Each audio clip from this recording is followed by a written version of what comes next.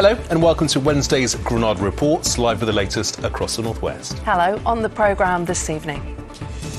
She was murdered in the line of duty. Now Nicola's father hopes new laws to punish those who kill members of the emergency services aren't just a bid to win votes.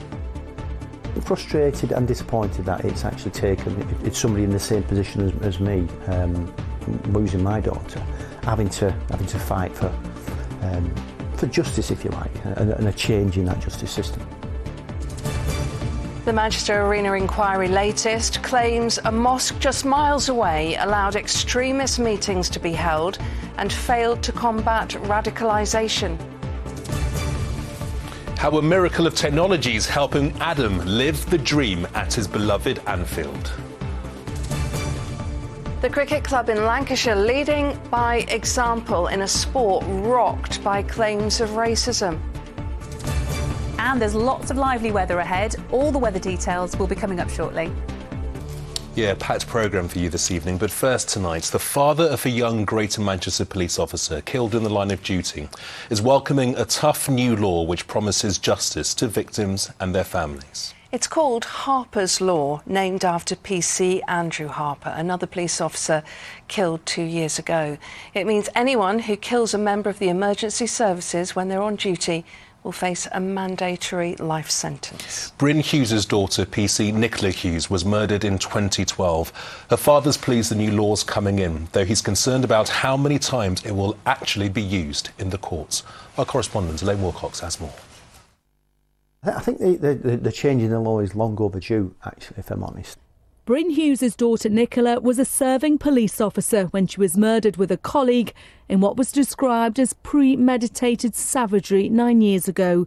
He's supporting mandatory life sentences for those who kill emergency workers, but still has concerns. I think frustrated and disappointed that it's actually taken, the widow, it's somebody in the same position as me, losing my daughter, having to fight for justice, if you like, and a change in that justice system. Well, thanks for coming in. I hope we've got some good news in being able to launch Harpers Law today. Harpers Law, as it's called now, has government backing after PC Andrew Harper's widow campaigned for tougher sentences. He died after being dragged behind a gang's getaway car. His teenage killers were found guilty of manslaughter and not murder.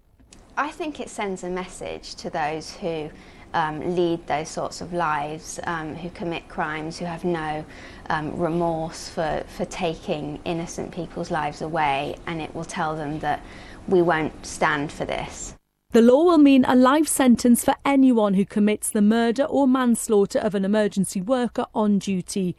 That includes police, prison officers, firefighters and paramedics.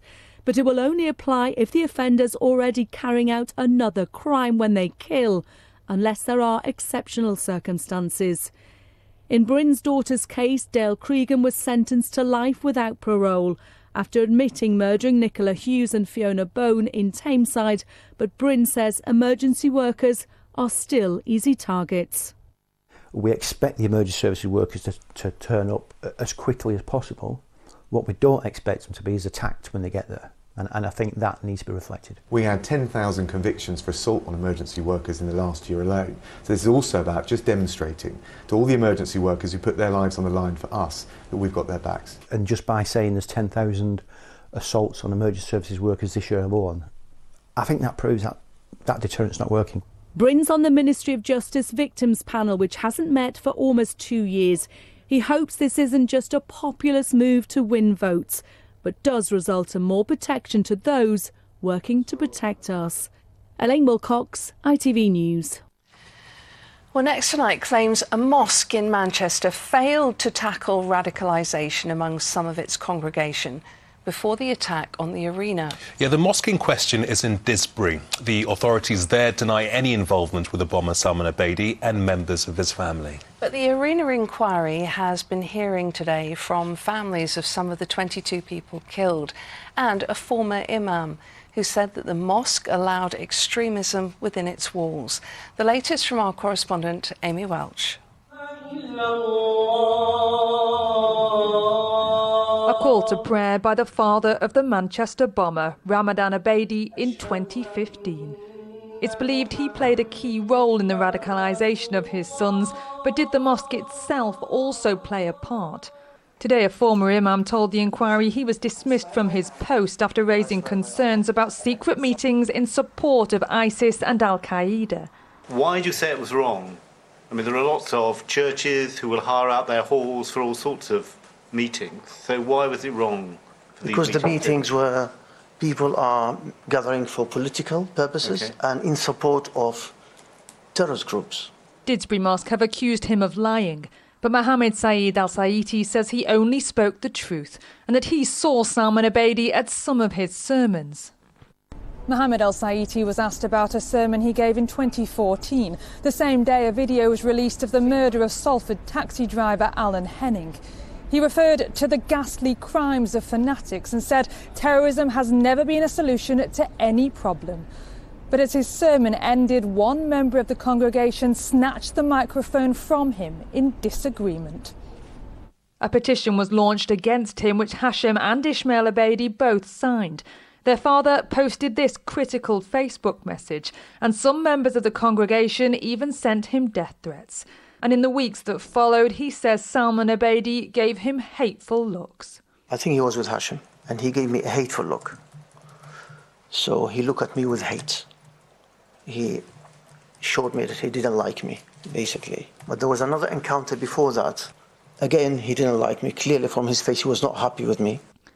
The inquiry also heard how Salman Abedi's older brother Ismail taught at the mosque and that extremist material was found on his devices alongside a picture of him holding a weapon. He's never been charged and fled the country rather than give evidence to this inquiry, something which angered many of the families who today accuse the mosque of failing to combat radicalisation. We are dismayed at the mosque's continuing failure to acknowledge this. We believe that most Muslims will also be dismayed by this failure.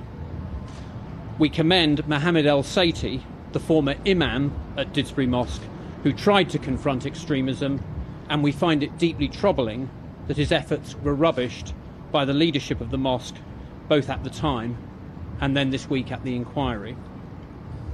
When it comes to combating terrorism and terrorist ideology, there can be no complacency and no turning a blind eye. Didsbury Mosque says it wasn't aware that ideological material had been found in Ismail's possession. They say radicalisation is not tolerated and deny any wrongdoing in their place of worship. Amy Welch, ITV News, Manchester. Well, in other news today, a couple found dead at a house in Lancashire have been named by police. Tricia Livesey, who was 57, and 6-year-old Anthony Tipping had both been stabbed at the house in Higher Walton on Saturday afternoon. A 35-year-old man arrested on suspicion of murder has now been detained under the Mental Health Act. A former Lord Mayor of Liverpool has left the Labour Party, accusing it of wasting time on petty personality politics. Councillor Anna Rothery, who became the city's first black Lord Mayor in 2019, will now sit as an independent. She said she's frustrated at people fighting amongst each other, while residents look for leadership to help them through despicable times. The Labour Party's declined to comment. We've had some of the most despicable times with the pandemic, universal credit, food and fuel poverty. You know, it's almost like as though we're returning to a Dickensian Britain. We need to be supporting our constituents and our members. They are very difficult times, and it doesn't look as though things are going to get any easier in the near future. Well, stay with us on the programme. Coming up. He thought the world of dance wasn't for him. We meet Isaac, one of the rising stars in a new ballet set for the stage in Salford. And after quite a few days, we've got some rather lively weather moving in, with stormy conditions to end this week. The forecast is coming up. Well, next, the football fan who just wants to be able to lift his scarf above his head and sing his heart out like all other supporters around him. Yeah, 25-year-old Liverpool fan Adam Kent lives with an incurable condition called Duchenne muscular dystrophy, which restricts his mobility. Well, that's why Adam and his family are trying to raise £50,000 to buy him a robotic arm. Yeah, so watch out for him tonight when the crowd starts singing "You'll Never Walk Alone" at Anfield. Our correspondent Anne O'Connor went to meet him at his home in Crosby. The independence Adam Kent gets from using a robotic arm to overcome his muscle-wasting Duchenne muscular dystrophy makes him as happy as his love of Liverpool Football Club. I don't have much enjoyment in my life, so to look forward to a match every week, it just gives me a meaning. But the 25-year-old's trips from home in Crosby to Anfield had always been missing one thing: the ability to raise his scarf above his head. Until now. Tonight, in the Champions League match against Porto, Adam will be in the main stand joining other fans, hailing their heroes. I'm going to be able to experience with the Liverpool scarf above me head while singing a walk away, which is something I've never experienced before. How important is that to you? I always feel disconnected to that. I feel connected now. It's something that you've seen other fans doing. And how do you feel when you see other fans doing it, but you can't? It makes me, I like seeing it, but it makes me feel a bit like I wish I could do that myself, but I always have to have someone else holding me, which isn't the same to me. I can't really put it into words, really. It means everything to me. Tonight is all about Adam achieving his dream, and we as a family are like absolutely amazed that he's going to get the chance to do it, because it's something that we never ever thought he would get to do. So to have this opportunity come forward, it's just going to be like unbelievable. The sophisticated Jayco arm is on loan to the family as they raise £50,000 to pay for it. A lot of money, but it does change lives. Picking up a drink, opening a fridge, opening doors, feeding your pet, picking things off the floor. But more than that, you can do things that perhaps you don't need to do, but you really want to do. So in Adam's case, that is raising a flag at the Liverpool Anfield. And I read something yesterday that I thought that's absolutely true. It was saying that these kind of tasks are about feeding the soul, and that's what Adam's going to do tonight. Liverpool are through to the last 16 of the European competition, but they are on a warning from Adam to give him reason to show his celebration. Well, Anne's at Anfield now, and Anne, a huge night for Adam and his family. Yes, we hear all the time, Gamal, don't we, that European nights here at Anfield are really special nights, but that's normally about what goes on the pitch. Tonight, it's what goes on in the crowd that will be really special. Adam is here. He's got his fan club, his family with him, and his scarf. 2 hours away from making your dreams come true. Adam, how are you feeling? I feel excited, but nervous at the same time. Nervous as well? Yeah. You'll feel more involved? Yeah, definitely. And let's hope that Liverpool score at least 6 and keep you really busy. Yeah, hopefully. Yeah. Thanks for joining us and good luck. Thanks. Also here tonight is Adam's twin sister, Hannah. How are you feeling, Hannah? Super nervous, but very excited, and a tad bit emotional. You've been on a long journey with your brother. You've been here several times. How's the fundraising going? So it's going pretty well. We're currently just under 19,000. Our target is 50,000, so we've still got a pretty long journey to go yet. Nearly halfway there, though. Yeah. And people have been really generous, haven't they? Tell us about Adam's medical team. Yeah, so a group from Aintree Hospital, they done the Three Peaks Challenge and managed to raise just over 5,000. So that added to Adam's current total of just under 19,000. So they were looking after him in the hospital and then looking after him even further by going up the mountains. Yeah. What will it do for his life? What will it change? It will change everything. Unfortunately, at the moment, due to his condition, he doesn't have any independence. So with having this arm, it can possibly give him back that independence and be able to live his life to the best he possibly can. And of course we have to hope, don't we, that Liverpool, the result doesn't matter tonight, but at least they'll keep him busy, hopefully, with loads of goals. Yeah, fingers crossed. Hannah, Adam, Adam's family, thank you all very much for coming. and let's hope for plenty of goals. Back to you. And thank you very much. And it's going to be quite the moment when Adam gets to lift up his scarf for the first time, isn't it? The result doesn't matter. Did I just say that? I think perhaps it might.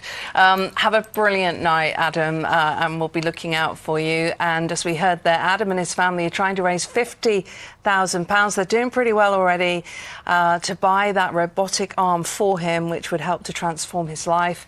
There's more information about that fundraising effort on our website right now. That's at itv.com/Granada.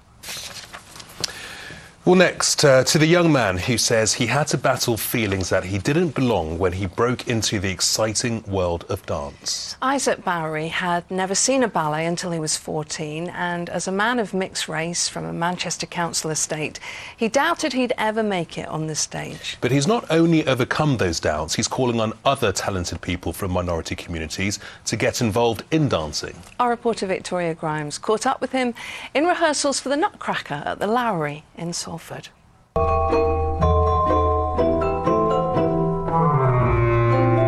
It was during a production of the Nutcracker here at the Lowry that Isaac first fell in love with ballet. And today he's back, but this time it's him starring in the show, in a brand new production created by the most famous man in dance, Sir Matthew Bourne. It is the dream come true in so many ways, but also the hard work to make it happen, to get myself to where I am, you know. Well, you've said that when you were that age, when you first saw that production of the Nutcracker here, that you didn't think that dance was something that was for you. You know, growing up in Wythenshawe, there wasn't many other people who had darker skin tones. Going into performing arts and my dance training, most of the people I saw were lighter than me. And then seeing a lot of stage productions, most of their cast are lighter than me. So yeah, it is that moment of like, do I belong here? But then when I saw New Adventures perform, there were people darker than me, loads of different nationalities and races and racial heritage. And that was a moment of going, I do belong. And how important is that to you? Right now, unbelievably important. You know, in the future, I hope it's not something that needs to be important. It is getting better. But how do we keep that change going? I'm now the person going out to the schools and being that person to go, you can do this. I see raw talent, we can support you get there. And it's that determination to give back that's drawn admiration from Sir Matthew Bourne himself. It starts at grassroots level. It's about training, it's about inspiration while you're at school, and this is how things will get better. And Isaac now, in his own way, is part of that inspiration for young people who come to see our shows. And that's wonderful. You know, he's not only been inspired himself, but now he's inspiring young people. This is really exciting. The Nutcracker, brand new production. It's not ballet as people know it. It's not tutus, it's not point shoes. It follows this story of Clara, who's the heroine, which ends up in Sweetie Land, the land of sweets, where she meets all these characters like the Gobstopper Boys, the Marshmallow Girls, Licorice All Sorts. It's crazy. It's sort of somebody's. It sounds amazing. It's a little bit bonkers, but such a lot of fun. What would you say now to your 14, 15-year-old self watching the Nutcracker, and tonight you're going to be on stage performing in it here? Trust yourself. You're playing a Licorice All Sorter here. Yeah, I do want to be a marshmallow. They are a very fun character. I'm waiting for that chance, but fingers crossed. I'd be one of those bananas, you know, those like chewy bananas. Give us your best banana move. My best banana move? Like that? You've got rehearsals to do. There's enough of me being a chewy banana. Go on, get on with it.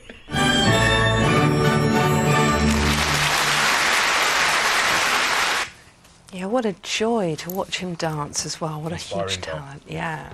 OK, let's get the weather now. Here's Joe. That sunshine really made your eyeshadow pop, you know. And you put the wipe in the bin, not the toilet. United Utilities sponsors ITV Granada weather. Go ahead, Queen. Thank you. A very good evening to you. More sunshine on offer tomorrow for our part of the world, but a colder feel to things. And as we get towards the end of the week, some rather stormy, wintry conditions await us. Winds will increase in strength as we get into Friday and Saturday. And there will be some frost to come by night. We're pulling in some chilly air from the north. Generally dry conditions for our part of the world tomorrow with some lovely sunshine around. But more showery rain for Friday, Saturday, and a deep low pressure system moving down the North Sea will increase that wind. So very gusty Friday and Saturday, and the chance of that showery rain turning to sleet and snow up on higher ground Friday night into Saturday. That's then. This is now. Tonight there'll still be a few showers around for a time, then it becomes largely dry, clear, cold. Winds are getting quite gusty, particularly for Irish Sea coast through tonight. Expect a frost rurally, certainly as we head into tomorrow morning, and largely dry weather to start Thursday. On to tomorrow, the sun will be up at 7:55, setting at 4 o'clock tomorrow afternoon. Tomorrow then, a frosty start for many parts of the northwest. Dry though, some lovely sunshine around. But as you can see, we've got that northerly wind, so a really cold feel to the day, a wrap-up warm sort of day, with very gusty conditions developing later on in the afternoon for exposed western coast particularly, but also up on higher ground. Into the afternoon, despite the sunshine, it'll only get to around 5 or 6 Celsius at best. And then looking ahead to the next few days, we have a couple of warnings in place from the Met Office covering wind, very gusty conditions on Friday for us, and then we have that sleet and snow on the tops Friday night, and Saturday will be windy across the board for everyone. Bye-bye. United Utilities sponsors ITV Granada weather. Those eyebrows are unreal. Joe, thank you. Well, tomorrow we'll be catching up with Adam and hearing all about his wonderful Anfield experience. I've got no doubt it's going to go very well. Yeah, night to remember. That's it. Good night. Bye-bye.